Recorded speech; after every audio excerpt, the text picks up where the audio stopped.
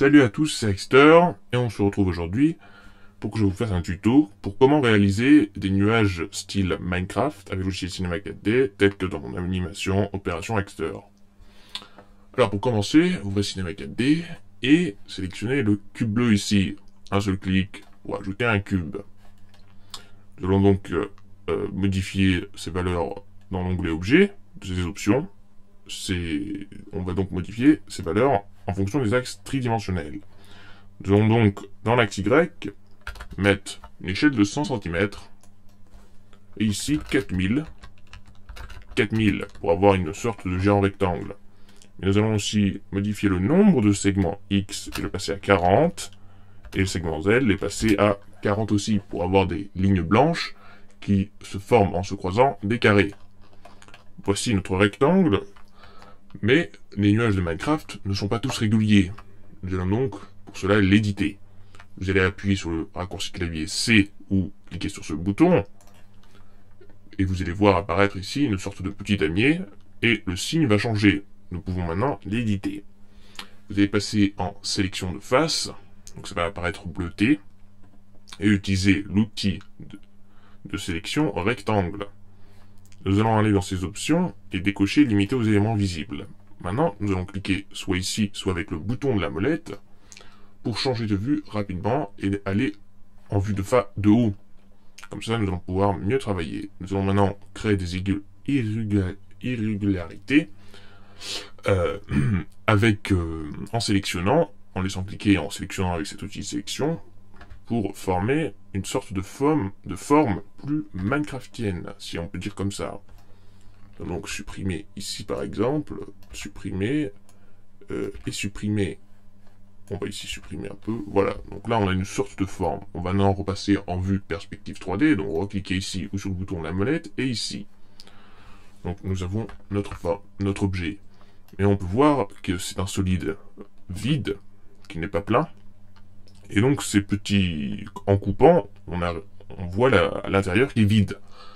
Et au rendu, ça fait très moche. Donc pour remédier à cela, on va faire un clic droit et utiliser l'outil fermer le trou polygonal. Et avec, en fait, ça va présélectionner et remplir les zones, justement, comme cela.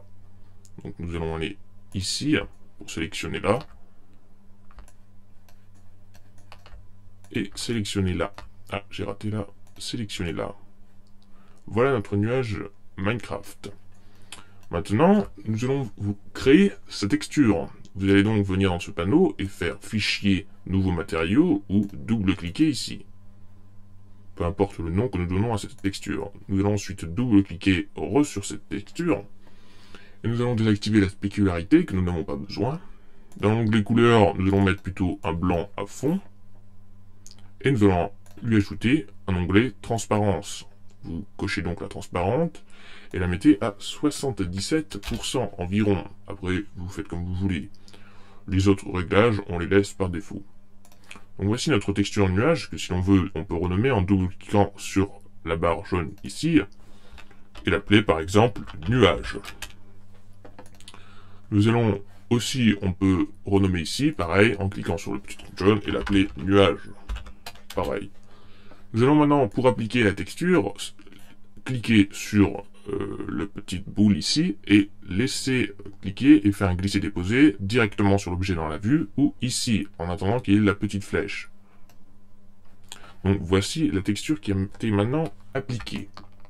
Donc, on va pouvoir repasser, hop, comme ceci, en mode normal. Vous pouvez copier ce nuage, bien sûr, évidemment.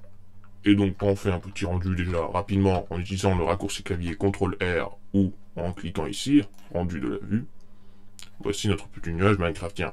Alors, dans ma vidéo, c'était sûr, ils étaient plus travaillés et la lumière qui se reflétait sur eux aussi. Là, c'est juste les bases. Voici notre nuage. On peut lui rajouter un ciel éventuellement rapidement en laissant cliquer sur cette case lumière et en mettant ciel. On peut après faire apparaître du bleu ou lui appliquer une texture. Alors, on peut choisir un bleu plutôt ciel.